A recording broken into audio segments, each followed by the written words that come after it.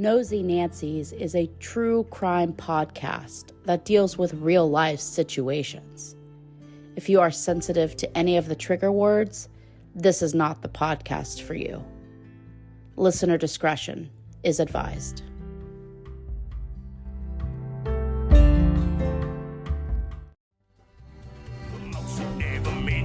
Position I'm in, somewhere between the sending and beginning again. Well, I'm just pretending that it's all just a dream, a little condescending to believing in it. I'm getting the notion that I'm going all in. Hey, all you nosies. I'm Alequah. And I'm Jasmine, and welcome to Nosy Nancy's episode 11. I know that at episode 10, we were like, we're never taking a break again. But listen, Mercury's in retrograde, and she was fucking us hard. She's kicking our ass. Like, no lube, okay? Like, hard. Really terrible. It's been awful. It's been awful. No, my battery in my car died. I had tonsillitis. And then now I have to get my brakes done. So it's just, and then Discord wasn't working for our call. Yeah, it was horrible. And you know what the really fucked up part is? What? Mercury's not even in retrograde. What? Really? I thought it was, and then I was telling Jacob, you remember Jacob? I was telling his girlfriend that, Mercury's in retrograde, and she was like, I'm gonna look it up, because she didn't know what it was, and she goes, I don't think it's in retrograde. And I was like, are you telling me that we're just getting fucked for no reason? Like, there's not even a reason. It doesn't start until August 23rd. August 23rd to September 14th. Okay, well, you know what? We're just the foreplay. That's what we are. That's exactly it. So speaking of like space and stuff, the U.S. government has basically, disclosed that there are aliens out there, which I already knew that, but now we know. I guess. Now we know, for sure. Yeah. Can you imagine, though? Like, it's like my number one fear, aliens. Being abducted. You remember Fire in the Sky? Yeah. That abduction was like so scary. It was so scary. I remember I went to like Roswell, just passing through, but I stopped off at the like alien museum, and it was like some little podunk like place.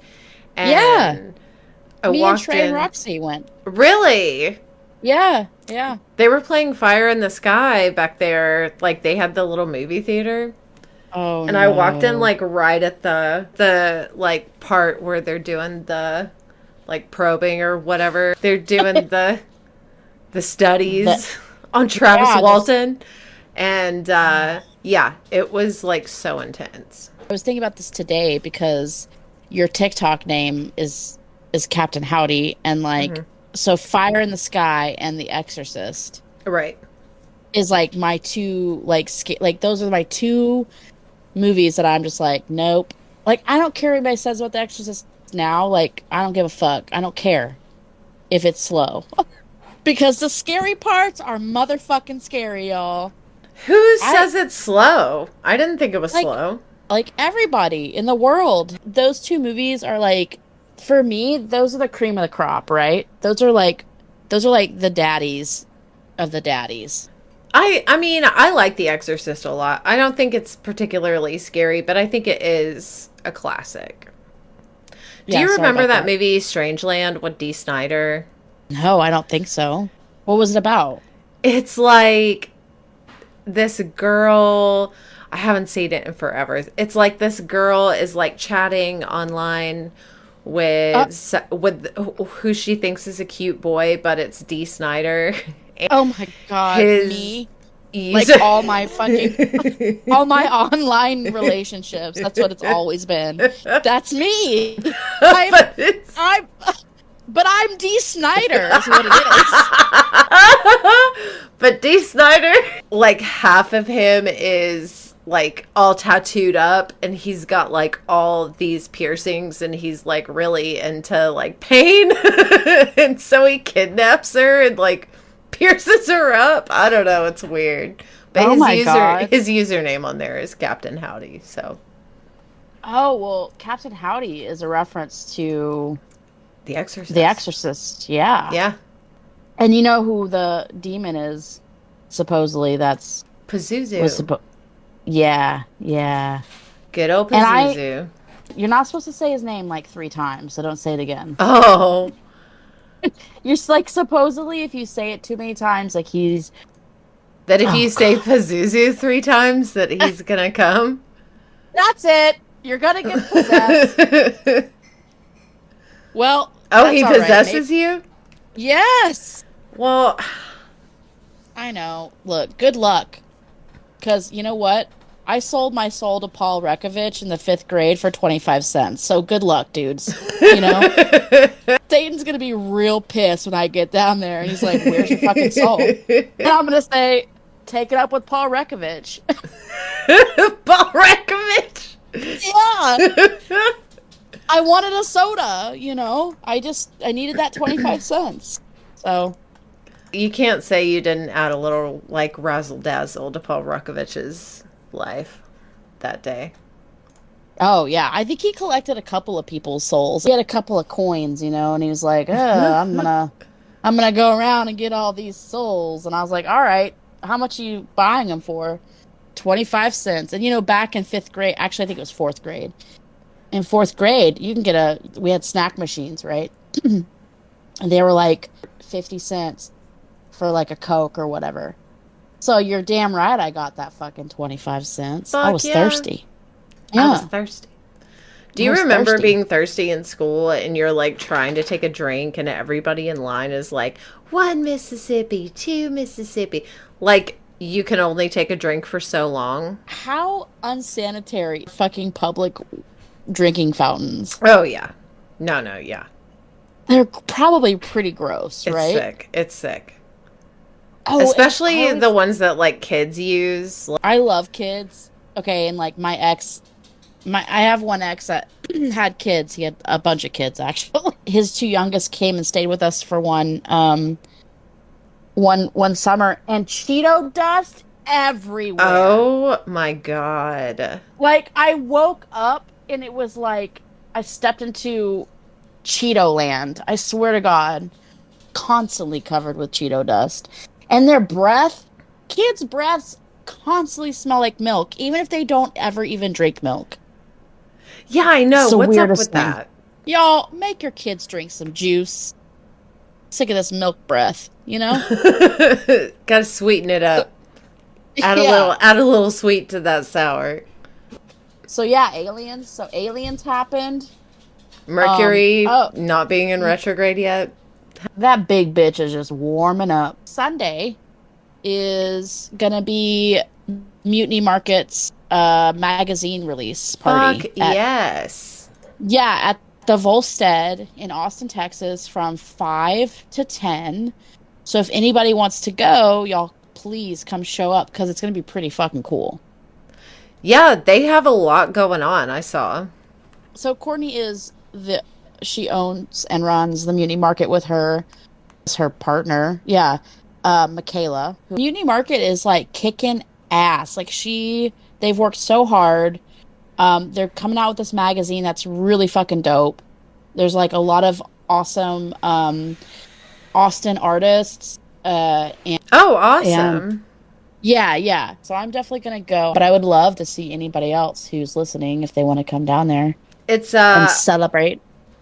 It's a $5 cover, right? 21 plus. Yep. Keep your milk breath, sticky hand kids at home.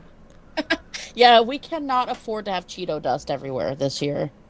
There's going to be live painting, film screenings, collage portraits, a DJ, live performances, vendors, and more. Yeah, it's gonna be awesome. So she's kind of a big deal. And I'm just really happy and humbled and just feel really loved by her that she would even put our little I teeny little tiny know, so podcast in there. sweet. Everybody go I out and know. support our friend Courtney and Mutiny Market. Yeah, the magazine is called Zine. Love that. Who do you have for me today? Okay, so I have two today. Doing Cliff Axtell. That was the plan anyway, last year when we were going to do this episode. Yeah. I was supposed to be doing Cliff Axtell, but turns out Cliff Axtell does not have a lot of information. So I'm going to do a little blurb on him, and then we're going to move on to Johnathan Honey. Cliff Axtell, he was pulled out March 5th of 2023 out of Lady Bird Lake, which it just so happens that he married his wife, Megan McKnight, on March 5th of 2016. So they actually found him on the date of his wedding anniversary dead. Oh, so that is horrible. That sucks. What a horrible fucking day. Oh my God. Could you imagine the devastation of that being like, I'm sure the happiest day of your life, and then it's like the worst fucking day ever. That would just be devastating. Like, I don't even know. And did they have kids? They did, yeah. Oh, yeah. These poor babies. So I'm hoping that they're handling everything well. He worked as a land specialist for Veritas Commercial Properties in Austin, Texas, where he was known for his innovative strategies in commercial real estate. He attended Harvard Extension School, where he made the Dean's List each semester. He attended Southwest Bible Church and was active in Celebrate Recovery, their Celebrate or CR program, where he led worship there for 3 years. So another just like excellent, high performing, smarty pants. Right. Basically. Exactly. I mean, the Dean's List, that's nothing to scoff about. Yeah. He enjoyed writing and playing music. He was last seen at Stubbs Barbecue in downtown Austin. I have no idea who he was with, what he was doing down there, or any other places that he went to aside from Stubbs. Yeah, because Stubbs is not very close. I mean, that's Red River. Yeah. Like, that's not super close to... The morning that he was pulled out, police responded to a call at 9:45 a.m., and he was on the 1100 block of West Riverside Drive. They said pretty much immediately that the death was being investigated as not suspicious. And that's literally all I have. And like, if the families don't release the autopsy, there's just not enough. There's just not a lot of information. Yeah, it's true. The other person that I have a little more information on, is Johnathan Honey, who he was in town for a bachelor party. So he was visiting from out of town. He was out drinking on a rainy street, and he kind of broke away from his friends group to go get some food from a food truck. Not sure which truck he went to, but he was reported missing March 31st, and he was found in Lady Bird Lake on April 1st. Johnathan was very, very active. He had a deep love for the outdoors, and he was a competitive runner.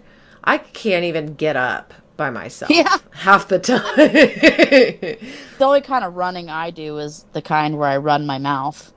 Oh, yeah, me too. He was a competitive runner.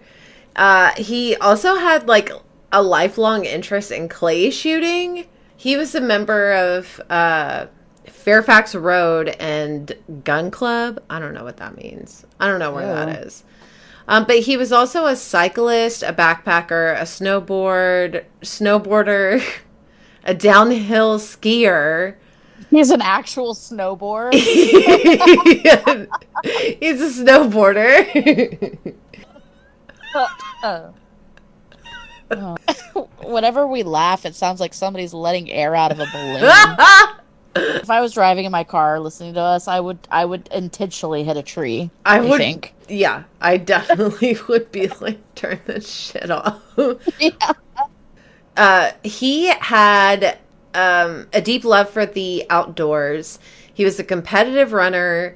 He had a lifelong interest in clay shooting. The guy was athletic. Yeah. And he was not afraid of the outdoors. Right. So he was a cyclist. I'm mentioning all of this because this is how physical of a person he was. Right. Cyclist, backpacker, snowboarder, competitive runner, downhill skier, fisherman. He was comfortable on the water. Yeah. And he also had recently taken up rock climbing. Yeah, he knew what he was doing. He was Yeah. a strong guy. To be a rock climber, you've got to be like, it's hard. Those weird grip things, my fucking, like, my feet, I don't know. Like, where are you supposed to hold on? Like, your Yeah, like, tits what get are in you the way. supposed to do? How, like, am I supposed to throw my tits over my shoulders and then just, like, shimmy up? Ugh, I guess, but I mean, I'm not made for that shit. Like, when the fuck am No. I going to be climbing rocks? I don't care. no, we don't care. Come We're on. not. We're not. Yeah. Unless we see Dwayne The Rock Johnson. That's the only rock I'll be climbing. Thank you very much. So, Johnathan Honey, when he was originally found, the family did want their privacy respected during that time. Yeah. Understandably. But they did release his toxicology report. Ooh, this is where it's interesting. The toxicology report did show that there was presence of alcohol, amphetamine, and hydroxyzine, which is an antihistamine. Jonathan's medical history had indicated a prescription for ADHD, Yeah. which kind of aligned with the amphetamine in his Yeah. system. But the autopsy concluded that no other substances, including GHB, were detected. So they did test for GHB for him. So his tox screen came back negative of any kind of like roofie or illicit drug like that, besides Right. amphetamine, which was probably A prescription. Adderall. Yeah. Yeah. So here's the thing, is that GHB can be detected in blood for up to 8 hours, saliva for up to 6 hours, urine up to 12 hours, and hair for up to a month. They estimate that Johnathan was missing for roughly like 15 hours. If they are investigating a suspicious death, blood, urine, vitreous humor, which is the gelatinous tissue that fills your eyeballs, like behind the lens. Yeah. Your gastric contents, bile, liver, and hair tests are all going to be done for the toxicology report. But postmortem blood is kind of problematic because often, like, it's a kind of a variable condition, like the changes in concentration from one place to another after death, and just depending on like the lividity and everything, and also the degree of decomposition can interfere with all of the specimens that they take. So for someone, Even like the hair follicles and everything. yeah, so for someone found, well, let me get into the hair in a second because I do have Okay. notes for that. But Perfect. so for someone found in the water, your eyes are going to be already fucked up. You know, your Right. skin and everything is going to be kind of fucked. Blood, and because you're in the water, you're decomposing faster. I mean, this was April. So it was in the warmer months. This is Texas. Just assuming, it's Texas weather. So, it's hot. Also, I read a couple of different studies about hair tests. So, GHB, first of all, is something that your body naturally like makes anyway. Yeah, right. Yeah. So, it's just at very low levels. So the bar is kind of confusing on what exactly qualifies as an overdose or overuse of GHB. And then hair tests for GHB are known to be less accurate, even with someone who's alive.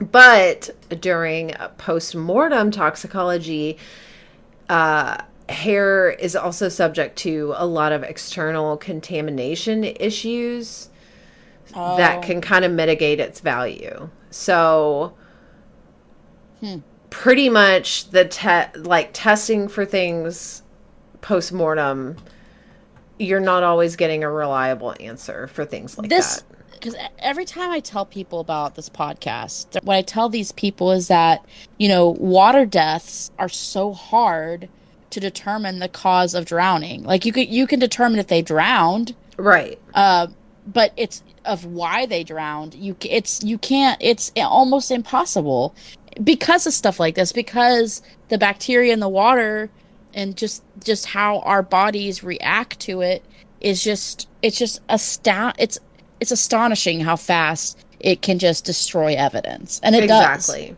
Yeah, it really does. It washes it away, literally. There was a guy that was like, in one of the groups, it was like, oh, we're all satisfied with the medical examiners. And I was like, we?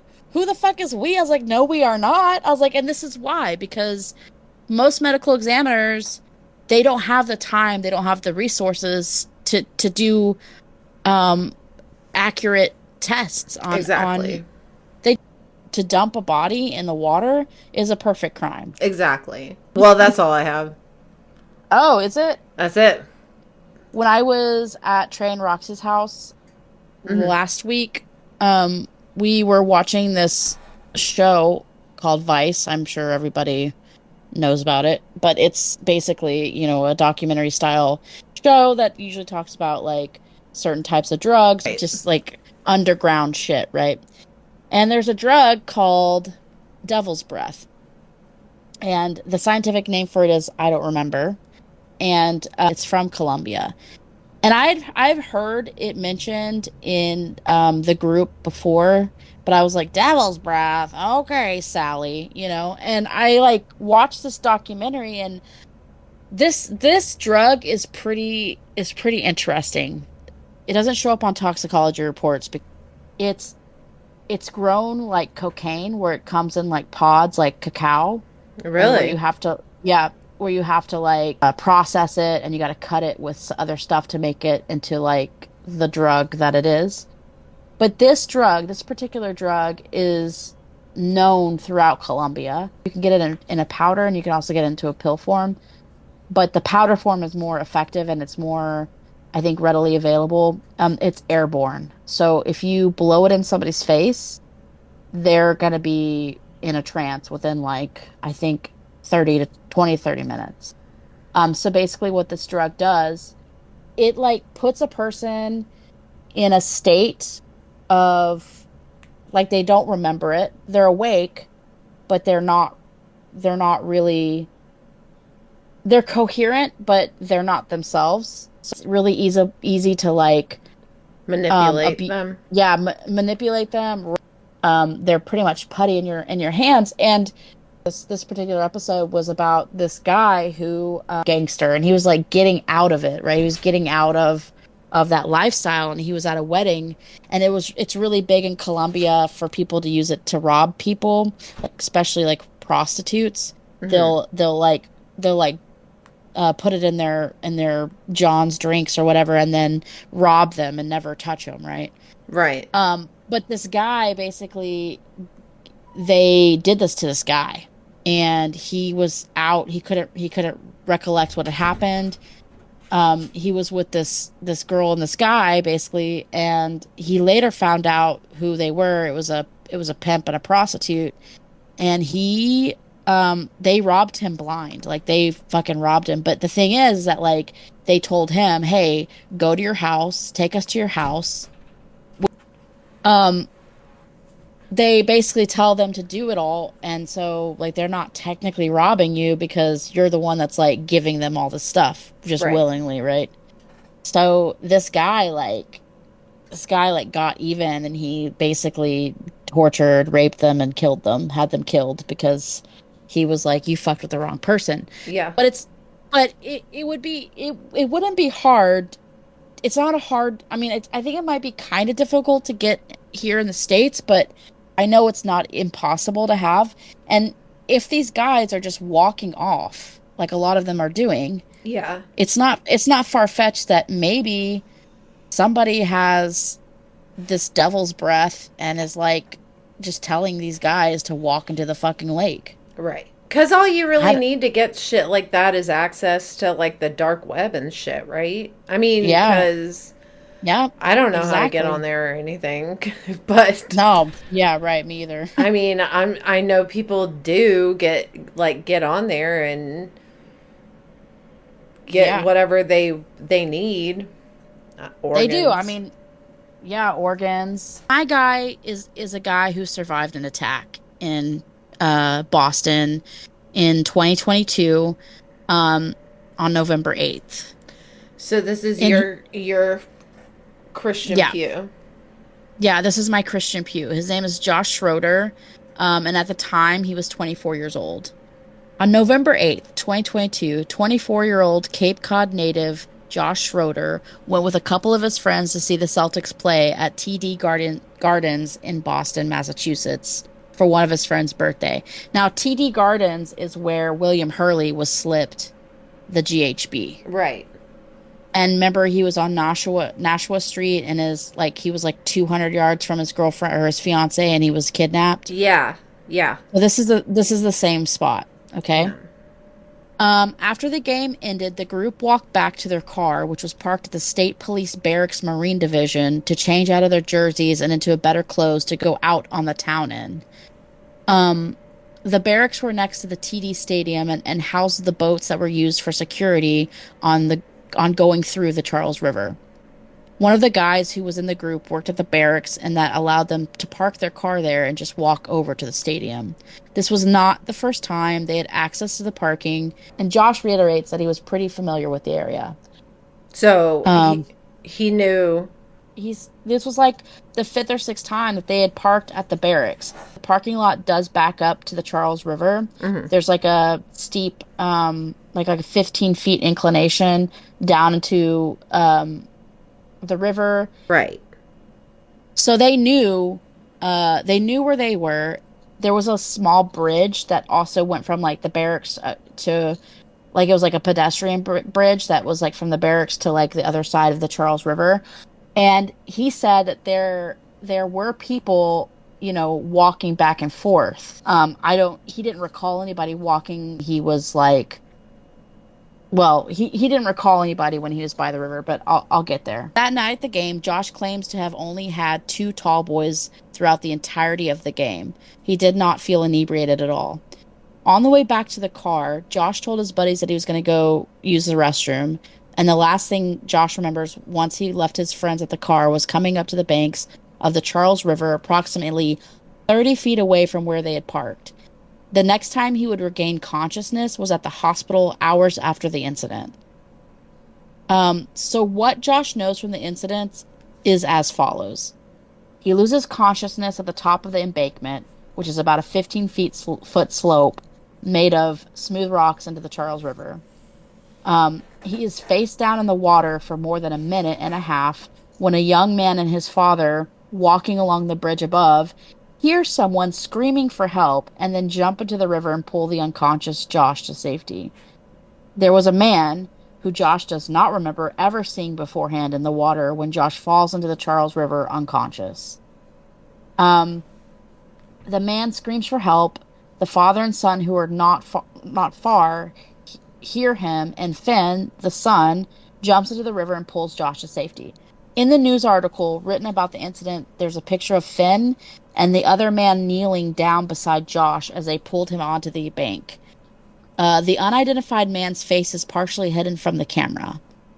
At the hospital, Josh is reported to have suffered blunt force trauma to the side of his face, right next to his ear, a knot on his forehead, and all of his belongings were still on his person, including his wallet. Yep, including his wallet with a decent amount of cash and his phone.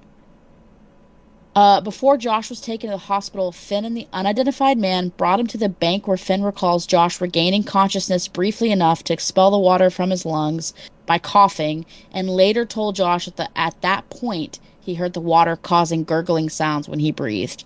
The hospital kept Josh all weekend for observation due to his oxygen levels being so low upon admittance. While in the hospital, Josh was given a toxicology screening where they found no evidence of roofies, illicit drugs, and a very low alcohol level.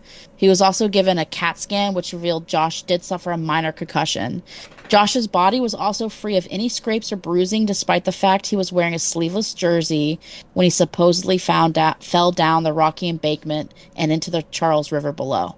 Unfortunately, due to where the incident was, the cameras that were on the barracks grounds were not pointed in the direction of where Josh had fallen into the water. So here's this is what's so interesting to me is that man, this is what I think, because they can't find anything. Nobody found out who he was. He never told anybody his name. So Finn was the son, and his father, I don't know his name. But Finn told Josh that basically, once they pulled him to shore and the EMS came and everything, that guy bolted. He was gone. Right. He never gave an interview. He never said anything. So this is what I think is interesting. And this might be why people aren't finding any kind of drugs in any of these guys' systems besides William Hurley. If you remember with Martin Gutierrez, he had a blunt force trauma to the back of his head, right? Right. Yeah. Well, what I think happened, and this is just a theory, and this is what Josh kind of theorizes as well. A guy who was screaming for help, nobody knows who this guy is, right? And there is a picture of him, and we can post it onto the group. But I think that guy fucking hit him in the side of his head, because in above where his ear is, there was a massive, it was bloody. It was a wound. I think he hit him on the side of the head. I think Josh grabbed him out of instinct and pulled him down while he fell into the water. That would make a big commotion, right? Right. And then the guy realizes that there's these people walking, and then he's like, oh fuck, help. So that he can make a quick getaway, distract everybody. Let's say Josh had a seizure or something, and he seized out, and he fell into the water. His body would have rolled down the embankment. He would have markings all up and down his arms. Yeah. Like they said in other medical examinations, the protruding parts of his face would also be scuffed up. Yeah, I mean, he would have some sort of a mark. A scratch, and something. Martin Gutierrez had a blunt force trauma to the back of his head. Yeah, there were several with blunt force trauma. Yeah, so what if they're just hitting these people in their head and pushing them in the water? That would make sense. Especially because these are athletic men. Yeah.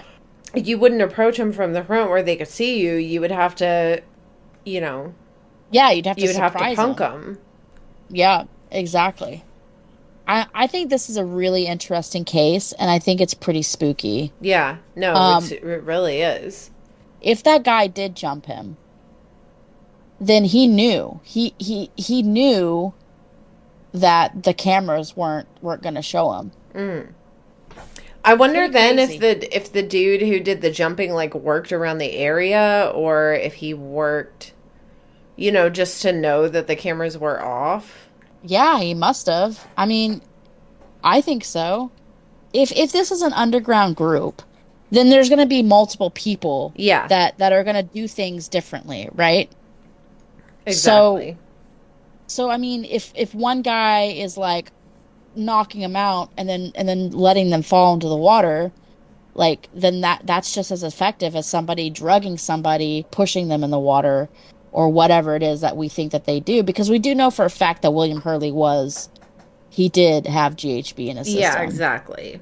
He was But our first confirmed case of yeah, GHB.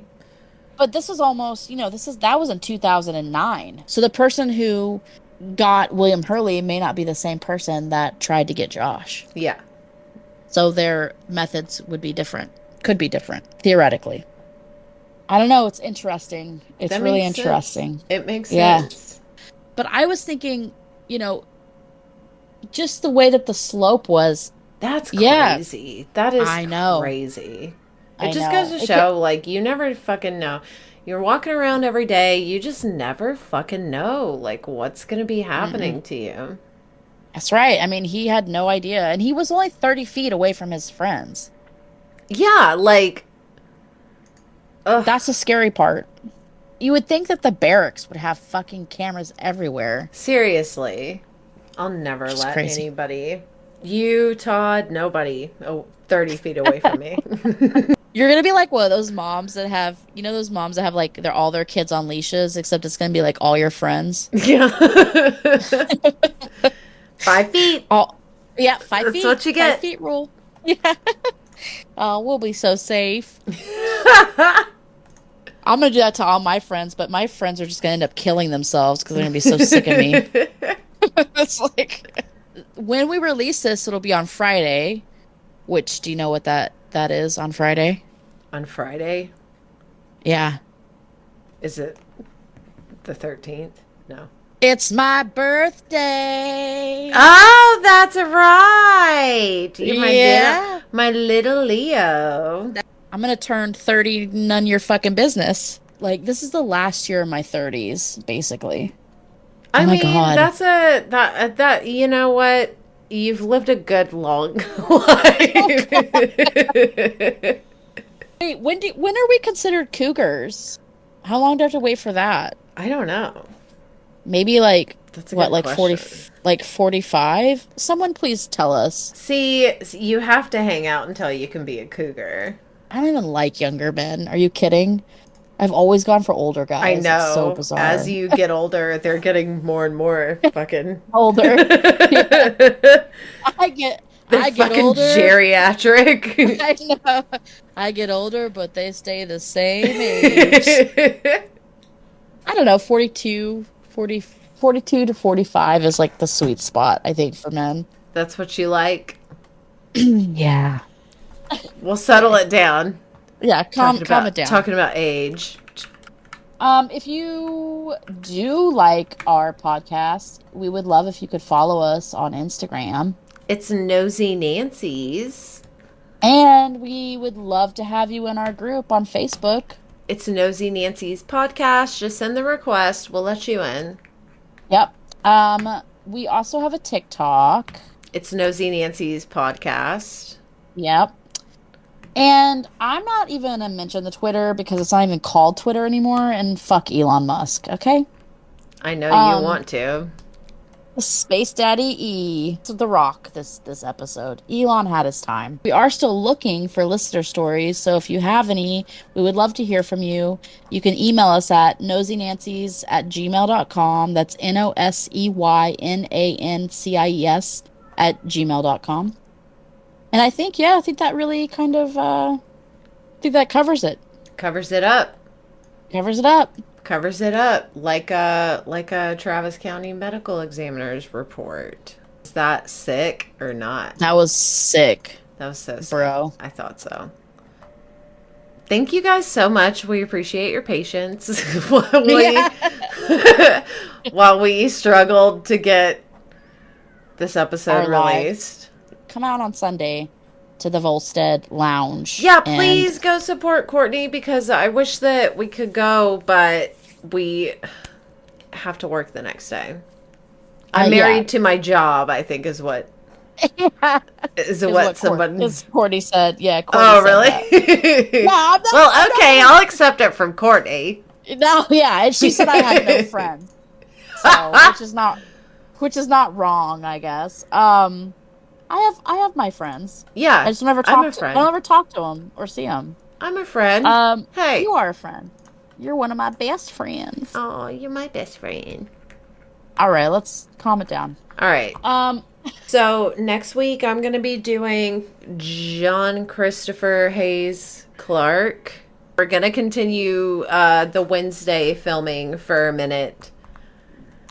Yeah. At least to finish out the season, so. Yeah, definitely. If Mercury wants to keep finessing us, then we'll let you know. I mean, I don't mind that Mercury in retrograde is like fucking us, but like, how about you just pull my hair a little bit, you know? I mean, just, zhuzh it up a little bit. Yeah, come on. Take me out for dinner, at least. Take me out for dinner. All right, so stay tuned. Ciao.